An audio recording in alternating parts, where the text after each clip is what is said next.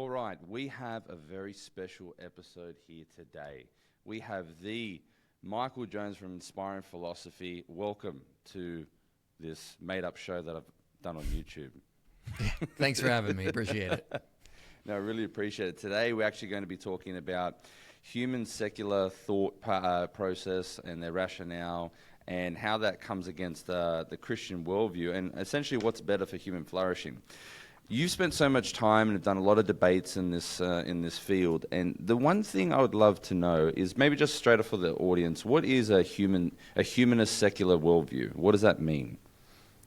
Yeah, it'll be defined differently depending on who you ask. It generally means a world where we lack religion, we prize certain human rights, and the foundation for that is just empathy for others, generally speaking.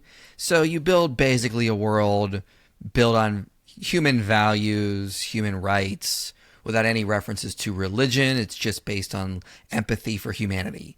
It's a general overview, but again, you're going to get different definitions depending on who you talk to. Okay, so the thing that I get, I saw this a podcast you did on Tim Pool with that atheist. I'll probably put a clip of it in here. And it seems to be that every atheist, I mean, everyone that's actually sincere and passionate about their worldview, it seems like a large portion of it at the moment on TikTok and Instagram is this deconstructionist movement, former Christians, former evangelicals.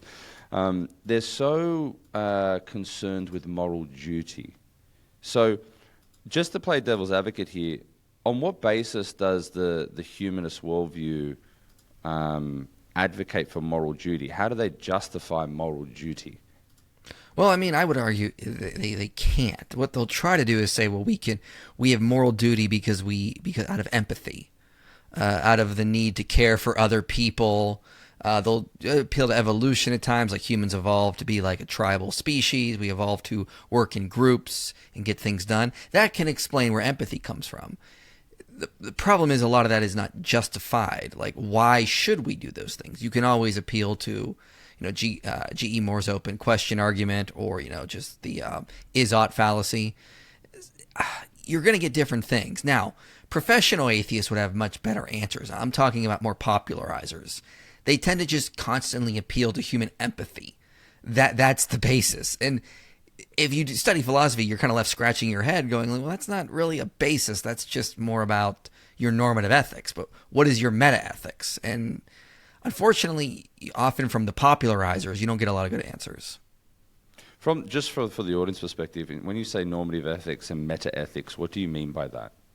Yeah, so meta-ethics would be the nature of ethics, like what it is. Is ethics emotions? Are they rational? Are they things that we would consider rational? Are they natural things? Are they non-natural things? These are all questions of meta-ethics. Normative ethics is questions of what we ought to do. Are we to maximize pleasure and well-being? Are we to maximize virtues? Are there specific immutable laws we're supposed to follow? So meta-ethics is more about the nature of ethics, and normative ethics is about what we ought to do to live out an ethical life. Okay, so wouldn't the problem be with empathy, and maybe what you encounter in your debates, is the idea that it seems to be an ever evolving standard? Like it's a moving goalpost that we have, especially in Australia. How does one ultimately, is it appeal to their own sort of preferences? Is there any sort of universal? Do they acknowledge a universal standard at all, or an objective standard? They believe anything's objective? Again, this is it's hard for me to steelman the position because I find it so convoluted and lacking that it's really hard. And the reason I ask is that you've done so many of these, and so it's just great to come to a source and go, okay, what is it that's in their brain? How do they think this way? That's the reason I ask. I mean, it just goes back to the idea that they're thinking like, well, I don't need a religion to tell me what to do. I can just do good because I have empathy. I can see someone suffering and I know it's the right thing to help them out of my empathy. And you just sort of go, okay, well, why? What is the actual reason for that? Like, just because you have a feeling of empathy does not mean you ought to do something. Having a feeling is an is. That doesn't give you an ought. So it's hard for me to like steelman the position, I'll be honest, because I get different things from the different people I talk to. And often when I'm debating, we're more or less debating, is Christianity or secularism beneficial for society? If I go down this trail with them, how they justify their moral foundations, it gets wacky, to be honest, and they don't really have a good system. Now that, again, when I get to actual philosophers, it gets a little bit better, but, that's a whole nother story. Well, I think for example, when I read Richard Dawkins' God Delusion, he said that the idea of empathy or maybe let's say morality. He did say about morality that there seems to be an evolutionary basis for morality insofar that the genes, when in an altruistic environment, encourage propagation of the cells. And so what it said was if they were all gathering together and they had set up communities and doing agriculture and treating each other nice, this encourages the cells to propagate, and therefore there's an evolutionary basis for morality. The problem that I had was, what did you mean by altruism?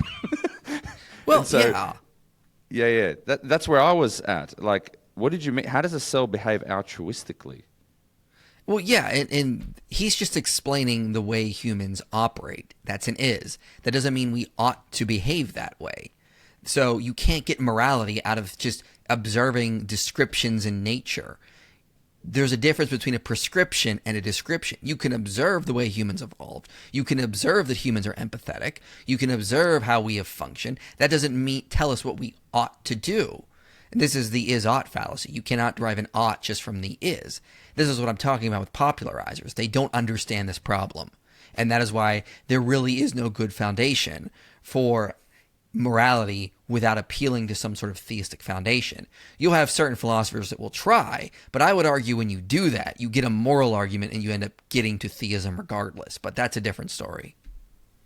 This is this idea of, I find, because I did have a conversation on TikTok once with that same fella that you had with Tim Pool. I forget his name, Deconstructionist something. Justin of Deconstruction Zone, yeah.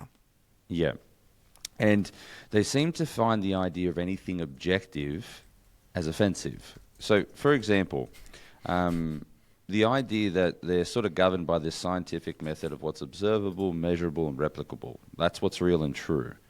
Mm-hmm. And then when you ask them to account, say, for the laws of logic, are they observable, measurable, replicable, so to speak? Can they be?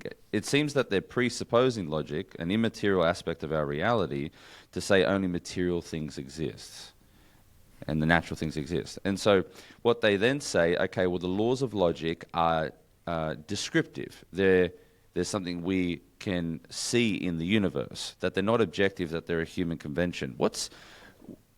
For two questions. Why do they are so offended about the idea of anything objective, and why do they have to resort to the idea that it's a human convention? Yeah, I mean, I wouldn't say that for all of them, but I mean, for the group you're describing, yeah, it's because it starts to appeal to something beyond the physical, beyond the natural, and they want to hold to physicalism or naturalism or materialism. Therefore, they are committed to this idea. I cannot affirm anything that cannot be explained in terms of natural things and laws. So when you start appealing to the things like the laws of logic, for example, or objective moral oughts, they're going to get offended by that because it would imply that physicalism, naturalism, or materialism, whatever they would hold to, is in an incomplete worldview, and they are committed to holding to that. Interesting. When you said like not all of them, what's the top line guys? Say like your Sam Harris's, your Christopher Hitchens, your Alex O'Connor's. How do they resolve this issue? Well, I don't remember exactly. I was thinking more of like professional atheist philosophers. It will appeal to, different objective laws of logic. I don't know how every single popularizer would try to get it. Again, when I did a dialogue with them, you get the runaround. You don't really get a good argument or a good foundation. So I'm always kind of left scratching my head, going, "Well, wait, they just appealed to like as you said, like human descriptions, but that's not objective." And then they would say they are objective, but I mean, so you get kind of contradictions in their reasoning when you go through them with that. And that's, I think, one of the deficiencies of a non-theistic worldview. You're going to end up in that. And even when I'm debating like professional philosophers, sometimes I will get some of that. Or they'll make appeals to things that I think would just lead to theism, but they won't go the extra step. Look, I think one of the reasons I wanted to talk about this today is that this secular worldview, which has really sort of governed our modern culture in many, many ways, and it really governs enormously within the political arena. And so the idea of being devoid, you hear a lot this expression that the separation of church and state. What do you think about that idea about, it's a big part of what their philosophy is, that we've got to keep the church out of the state. They've got to be two separate governing bodies. But isn't the government concerned with implementing moral duties and obligations for society to behave in a way that it flourishes? How do you separate those two from their perspective? Yeah, this is a problem because separation of church and state is ultimately a good thing if it's understood properly. I mean, it comes out of the Christian worldview. This is something Tom Holland talks about, Edward Grant. Christians came up with the idea of separation of church and state. But the problem is secularists go too far with it. They think they can now take the separation of church and state from it and take it away from its original Christian idea of just being there are different institutions that sort of govern different domains of humanity. And then they just want that to be the cultural norm. So they take this idea of there being separate institutions and they say this should flood the culture. This should be the way we think in the culture, which just simply doesn't work. Christians are going to enact laws based on Christian convictions, like just take divorce laws, something that we think would not be that complicated. Well, it can be. A secularist is more likely to say that marriage should be for the individual's happiness. So they're going to make divorce laws more laxed, it's going to be easier to get a divorce. But in a Christian worldview, marriage is primarily for the family and the raising of children. So we're going to be more in favor of making divorce harder because we don't want to split up families. We think there should be more that should go into that before you just get a divorce. And so, there's considerations to have there. We cannot fully take the church out of the representatives in the state. Sure, you have a separation of church and state. Theologians are not going to dictate laws, and the state is not going to tell the church what dogmas or doctrines they have to have. But what you can't do, and what the secularists wants, is they want to sort of take state officials and say, you can't have any Christian convictions in here, which is absurd. Because they're basically saying you have to basically vote the way I want and pass the laws I want to confirm the cultural things that I feel need to to confirm the cultural things that I feel need to be in effect. And that just simply doesn't work. So we have two extremes. We've got like Islam, for example, which has no separation of church and state. The Islamic theologians are the guys on top. Everything else must fall under the submission of Islam. Then on the other side, you have the extreme. It's the secularists that complete and utter separation of church and state. When you can be a Christian on Sunday, but if you go into Congress on Monday, you have to vote based on my secular values, which is just absurd. You can't operate like that. So Sounds a little bit religious. It is. It absolutely can come across as religious. So a good medium ground is Christianity, where you have separation of church and state, but you don't expect state officials to just leave their Christian convictions at the door and start voting for things like pro-choice policies or things that would allow like puberty blockers for children. Those are still going to be in Christians when they're representatives in government. So I think that's the problem where separation of church and state goes awry. When it goes into secularism and they try to use it as a cultural force to make Christians vote certain ways that would go against their very convictions about the way they think a society should operate. Interesting. I've heard some Christians say that the separation between church and state was not for the church to keep out of the state, was for the state to keep out of the church. What do you say to that? It's not entirely accurate. That is definitely part of it. But if you read, for example, the Augsburg Confession, this was the Lutherans' early response to the Catholics and why they were upset with the Roman Church. Article 28 is covering separation of church and state, but it's more worried that Rome is interfering too much in the state. So they were worried. The reformers were that the church was had too much power over state officials and governors, and they said, no, this is not how this is supposed to work. Now, also later that comes out of that idea is also the idea that the state should not be controlling the church. There needs to be a separation here, and it just goes back to Jesus' idea that my kingdom is not of this world. This idea that the spiritual matters belong to the theologians. They can handle those things. And then the worldly matters evolve to they're under state officials. State officials will handle those kinds of things. And we have this separation. But state officials still come to the table with Christian convictions. A Christian who's a governor is not going to be in favor of abortion because he believes that that child has a right to life. But that's just simply the way it's going to be. A secularist cannot force a Christian in a governing position to have the secular values or the atheistic values he wants. Secularists misunderstand what the purpose of separation of church and state is and where it comes from and how it's supposed to be implemented. Interesting. It's if you were to compare just the extreme, the worst case scenario for a very, very religious Christian society and the worst case scenario for a very secular society, in terms of what empirical data you've encountered, what do you think is better for society from an extreme standpoint? From an extreme standpoint, Christianity is going to be better.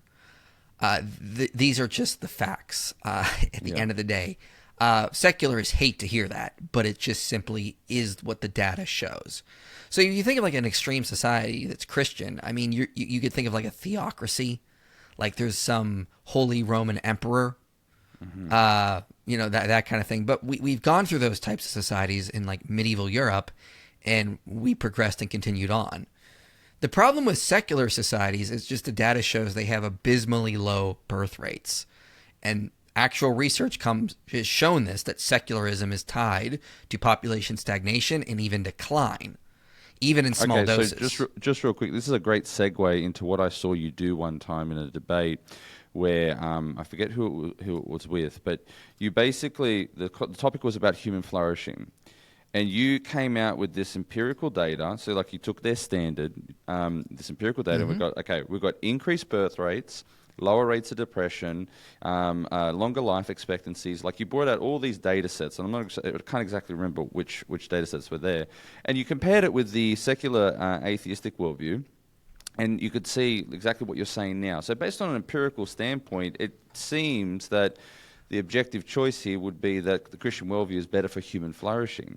But then there was a total denial of that. So why can't they get across the line with regards to that? Doesn't that make sense from with their standard? Because they live because that's part of their atheist mythology. Atheists have a mythology. Christianity has been harmful. It created the Dark Ages. It would be better if it went away. This is all part of the atheist mythology. Like, they'll say Christians have this mythological view of how history unfolded with like Adam and Eve and then the Ark and then, the Exodus. And they'll say that's all part of your mythology. You just call it history. Well, they have the same thing. It's the Christian Dark Ages. It's the idea of the conflict thesis. It's the idea that if Christianity went away, it would be better. That's all part of the atheist mythology. And when you attack it, you're attacking their sacred dogma. I found very few atheists that actually push back on this. Now, there are some great ones, like Tom Holland, for example, who, there's a lot of data I have drawn from to make this case. But I'm just talking about the popularizers, like the new atheist, for example. Are you saying atheists can be dogmatic? Oh, very much so. Very much so. That's very intriguing, the idea of an atheistic mythology. How many of these people that you've encountered were former Christians? Most of them. You'll get some ex-Muslims. So what's up with that? Tell me, what do you think that is? What's that trend? I don't know. It could be a number of things. One of the biggest things we'll see in sociology is that as a society grows in wealth, the idea that we need religion tends to decline. So religion is replaced by wealth. You have food on the table. You got a house over your head. What do I need a God for? Like in more poor areas and more poor societies, religion thrives a lot more because what's the purpose of life? What's the purpose of living? I live in these horrible conditions. There's got to be something better. Whereas in more wealthy societies, more wealthy areas, religion tends to decline. It's almost like people get spoiled and then they don't need God. They don't look at the past and see what got us to this point and how Christianity has been a crucial aspect into getting to where we are now and getting them to their luxuries and their wealth and living in this golden age. But that's just tends to be what happens. So I think in the modern West, a lot of people are just well off. They have their needs met. And if they have their needs met, they're not going to look to religion to fill in needs. And that's a problem because as we see, secular societies lead to all sorts of horrible things after a few generations. Abysmally low birth rates, higher rates of depression, suicide, less volunteering in charity work, less donating to charity, as well as more authoritarianism in government. And these are bad things. So I think a lot of secularists are living in denial. And they're also sort of at the beginning point of this secular society. Let's see what happens in a few generations. And I think we'll see people reverting back to Christianity because, as the data shows, secularism will make things worse. And then as things get worse, people go back to religion. So we'll keep going through this vicious cycle, unfortunately. Did you ever read that book called The Fourth Turning? I forget these guys, these sociologists that read this. They talked about this 80-year pattern. And I've heard of that, yeah. Yeah, this principle of, great people create strong people create great times, weak people create weak times create strong people, and then the cycle keeps continuing. They talk about this 80-year cycle, sociological cycle. You just said before about we're at the beginning of this secular. What did you mean by that? You said that we're at the beginning of this? Yeah, well, we over the past few decades, there's been declining religiosity in the West. And so a lot of these nations have become post-Christian nations.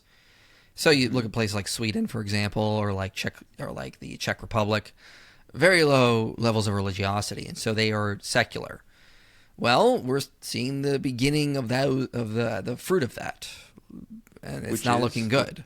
The low birth rates. Yeah, and this isn't just coming from me looking at countrywide data. There's actual studies that I cited in my debate with like Phil Zuckerman or Lawrence Krauss that show this, that we see like incredibly low birth rates coming out of secular societies. Now, that's a problem because in order to judge which is better for society, Christianity or secularism, you first need to be able to produce a society. Christianity can produce functioning societies that can last for generations. Secularism cannot. So if you're going to ask me who has a better future, at least Christianity has a future, even if you think it's a bad one. Secularism can't even produce a future because of their poor birth rates. So to ask which is better, Christianity just wins on birth rates alone because secularism can't even produce a society to compare it with a Christian society that could last for generations. It makes a lot of sense.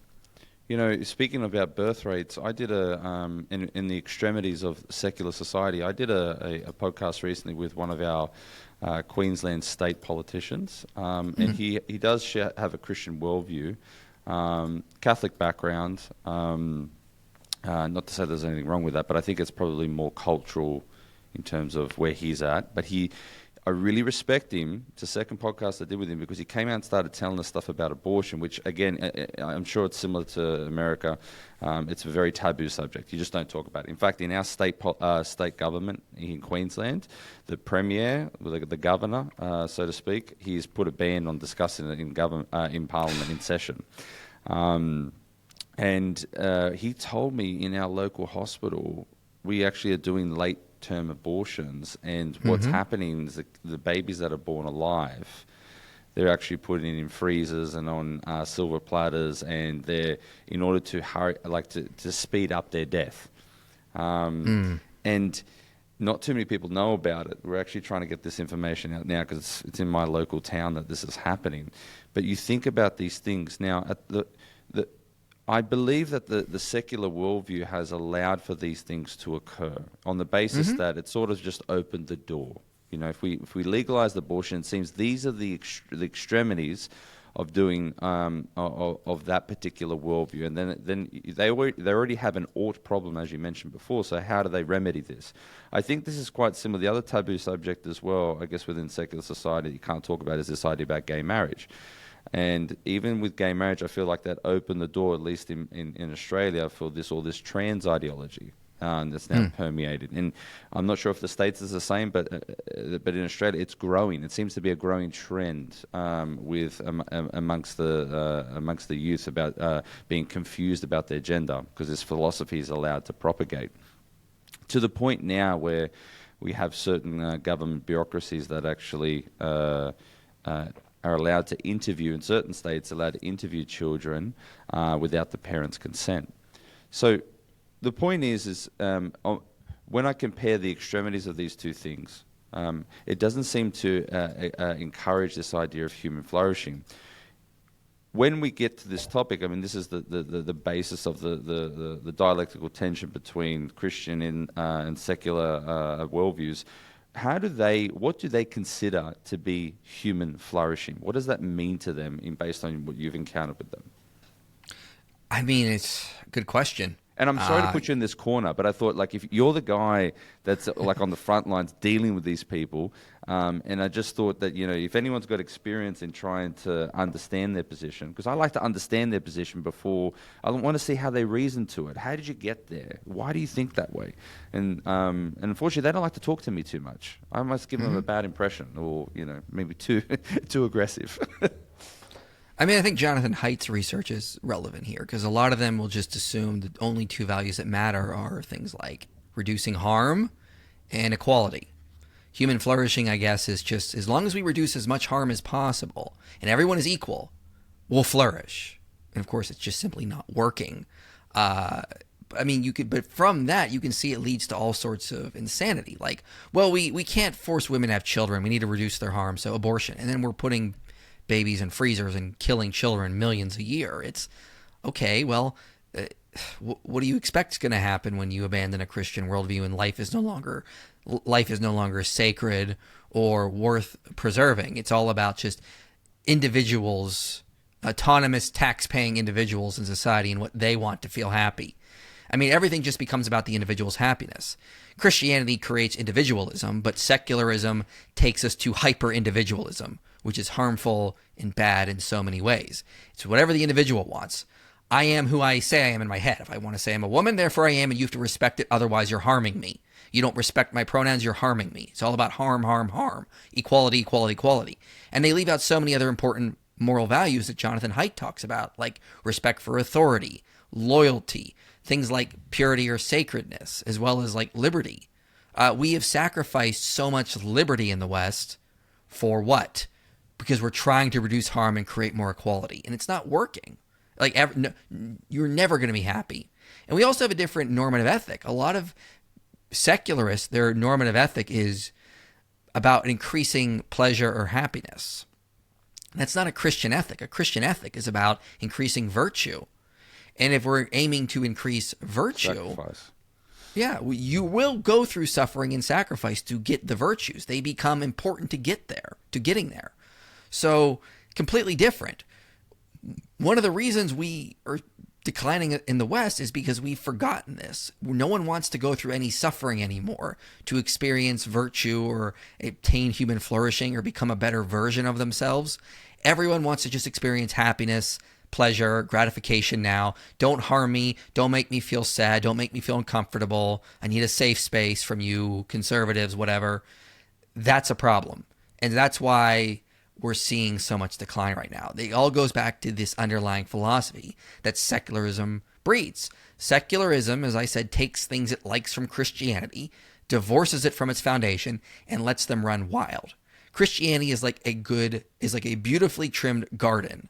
There are very good things in it that shine, but sometimes you need to trim the hedges.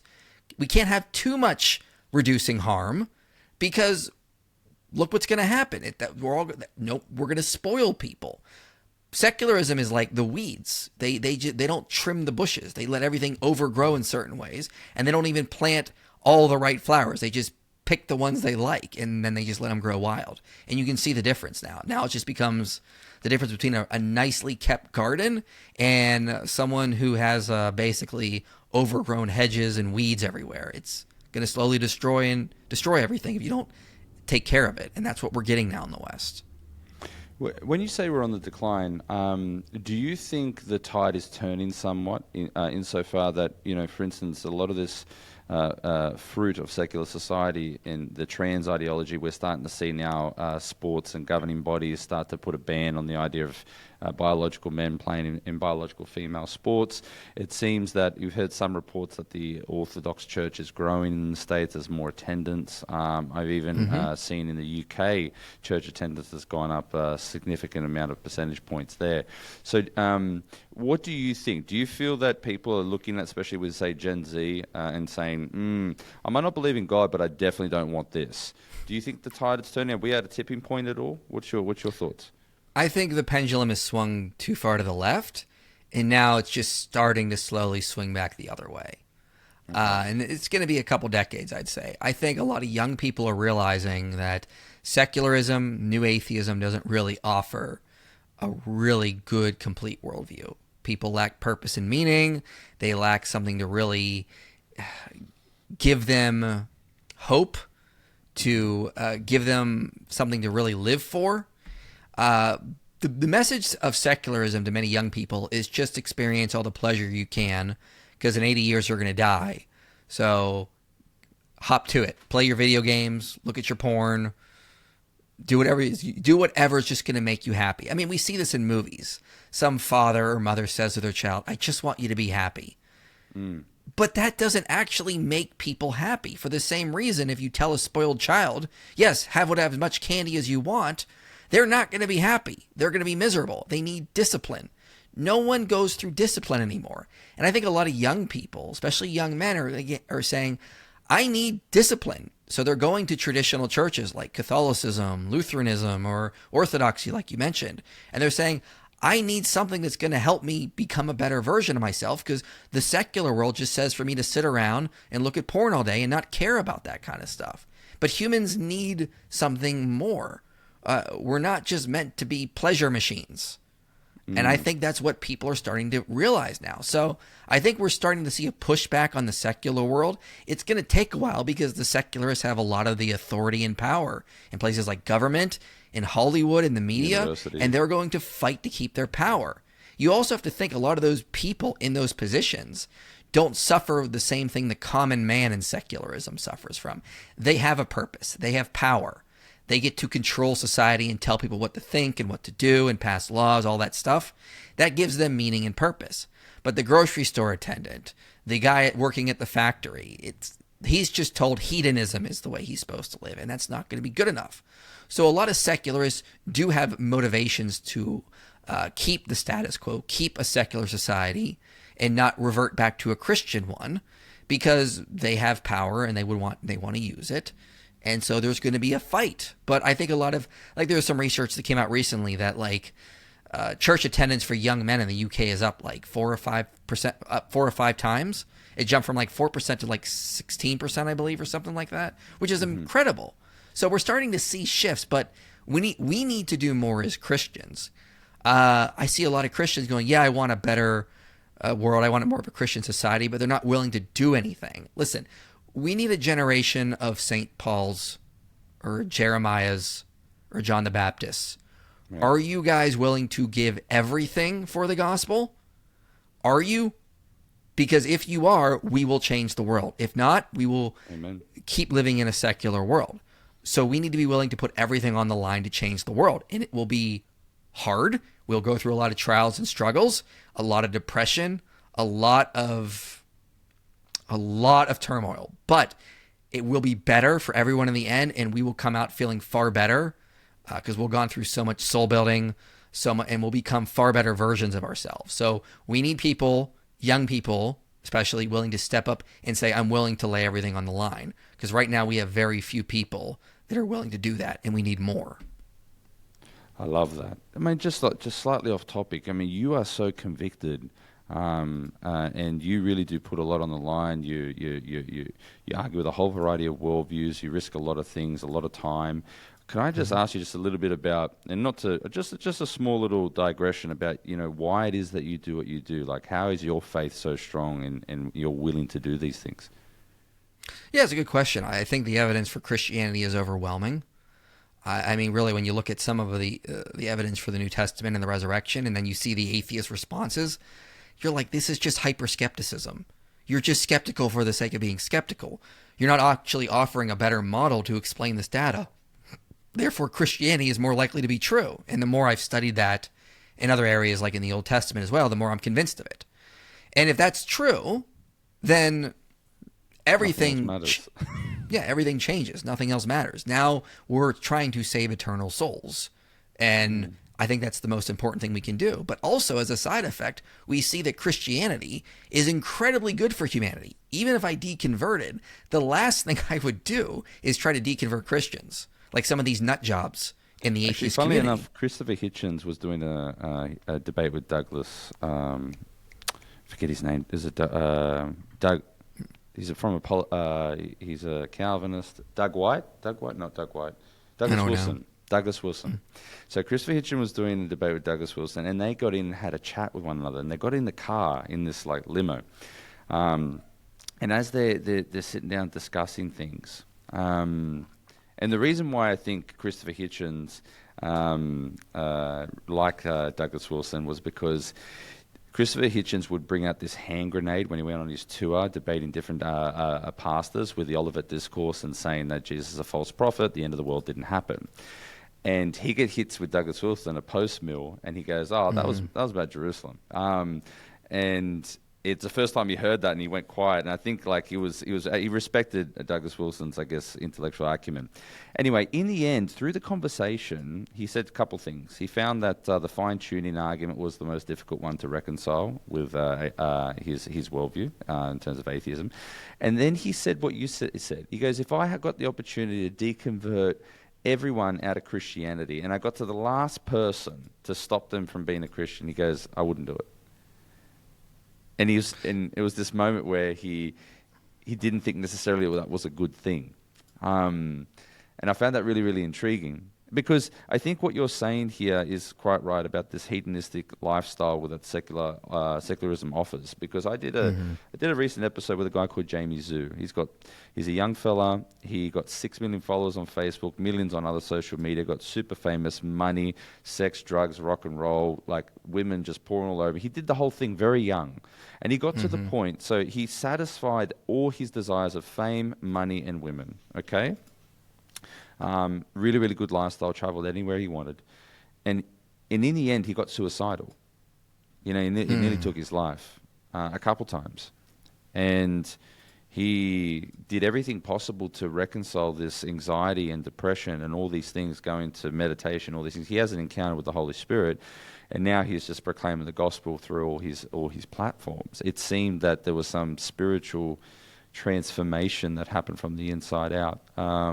And so the point is that there's story time and time again that satisfying your desires doesn't necessarily lead to a good place. Oh yeah, and it's funny that Hitchens said that, because he did the opposite. He actively tried to deconvert people and did. Therefore, he's made the world a worse place. That's what I don't understand about a lot of these atheists. Like you can show them all this data showing how Christianity has made the world into a utopia in comparison to what the ancient world was.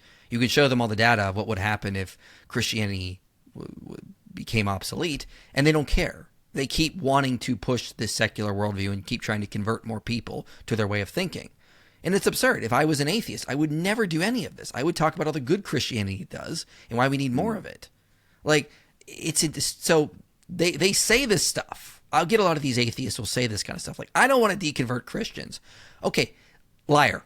Actions speak louder than words. Why are you then? Why are you trying to get more people to watch your stuff and get more people to think like you?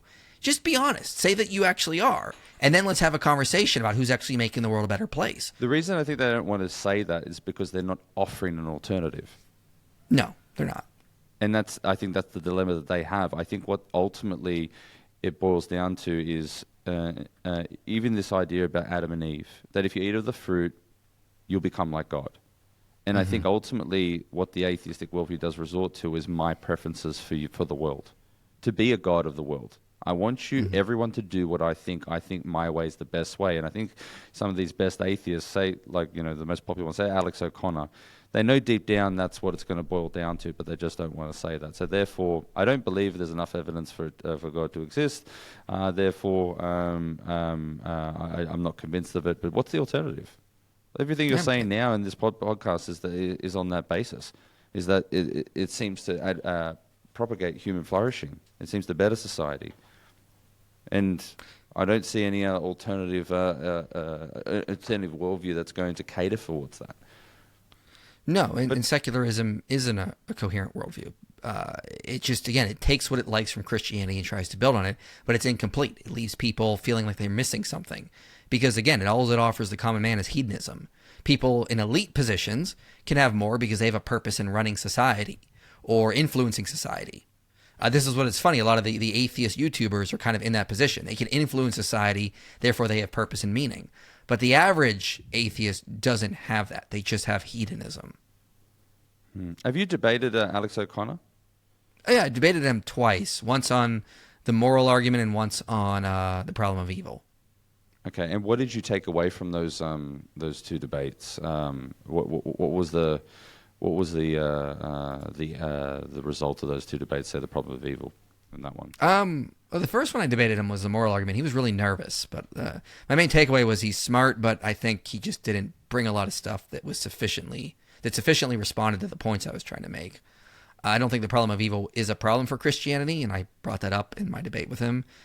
So yeah, I think I was happy with how those debates came out. Because that seems to be the biggest argument against God's existence, the problem of evil. I would love to get your take on what is the answer to that for a Christian. Yeah, it's a lot about this, similar to the stuff we're talking, is that people assume when they look at the problem of evil that normative ethics is about reducing harm and increasing pleasure. Well, God is obviously not doing that, therefore he doesn't exist. And it's like, okay, but you've assumed the wrong foundation. What if God's goals are to increase virtue and decrease vice? Well, then he's going to allow a world of suffering so that his children can go through trials to increase virtue. Because you can't experience courage without fearing something. You can't experience compassion if no one is ever going through a struggle. So if God's goals are to increase virtue, we should expect a world of suffering. So I always say on Christianity, we should expect ultimately a world of suffering. It's not like it's a problem. It's predicted on Christianity. Now, is it too much suffering? Is it not enough? That's another debate in and of itself. But I think we can also offer some rational explanations for that. I didn't mind Heiser's take on it. In the Unseen Realm, he speaks into it a little bit about the idea of that it was worth it. In the end, he deemed it worthwhile to take the risk in creating humanity, knowing that it would pan out the way he saw it. It was worth the risk. Mm-hmm. I didn't mind that. I liked that. Yeah. I don't remember that exactly, but yeah, that's interesting. It was an interesting take. I feel like his whole book, just on a side topic, was an apologetic and answer towards atheism and all the skeptical, critical arguments. And I think a huge component of it was defending free will. And he created some really interesting arguments for that, the idea that our choice matters. I mean, you see this, I'm not sure if you've encountered this a lot, about the idea that free will doesn't exist. They want to... Do you feel like that's an apologetic for atheists to counter the Christian worldview, that the reason they're taking that route? On free will? Yeah, about like predetermined, like determinism, and that the fact that free will doesn't exist. Are you counting that's a growing aspect in the atheistic worldview? Yeah, because then it follows they're not responsible for their actions. So you can't get mad at me for not, for just going for what feels good. It generally happens with a lot of them. I don't think, obviously not all, but you kind of get that idea. And it's very easy to counter because free will is intuitive and there's no evidence that free will doesn't exist. And they'll bring up the Libet experiments and not realize those have been debunked like so many times. It's interesting. Well, Michael, I really we're probably coming up towards the hour here, and I just wanted to say thank you for coming on and explaining the fallacies of the atheistic worldview, and just based on a simple empirical data set that the Christian, whether you believe in Christianity or not, it seems to better human flourishing, something that we should all advocate for, and I think something that ultimately humanity appeals towards because we're moral creatures. We think that way. I really like what you said about the idea of wanting to make a difference. You need to get out there and do something. I like that. We need a new generation of John the Baptist and Pauls and all that. So, what would your be advice to Christians that have a good sense of their faith, but want to do more? Where would be the best place to start to try and combat a secular worldview and advocate for a Christian worldview? Where would be the best place to start? I mean, the first thing to do is to pray, figure out where you think God is calling you. But look, generally, what happens is look where you see a need in society, and also what you're passionate about. Where those two things intersect, that's often where God is calling you. So where you see a need and what you're passionate about, and also just give it your all. Your goal in life is not to save up for retirement. Your goal in life is not to just get a big house and live comfortably. Your goal should be to put everything on the line to get the gospel out. If a generation does that, we will turn everything around. Unfortunately, a lot of people just aren't willing to do that. But that's what we need to do. I think it's a great message. Thank you so much for coming on. I really appreciate it. Thank you. Thanks for having me. Awesome.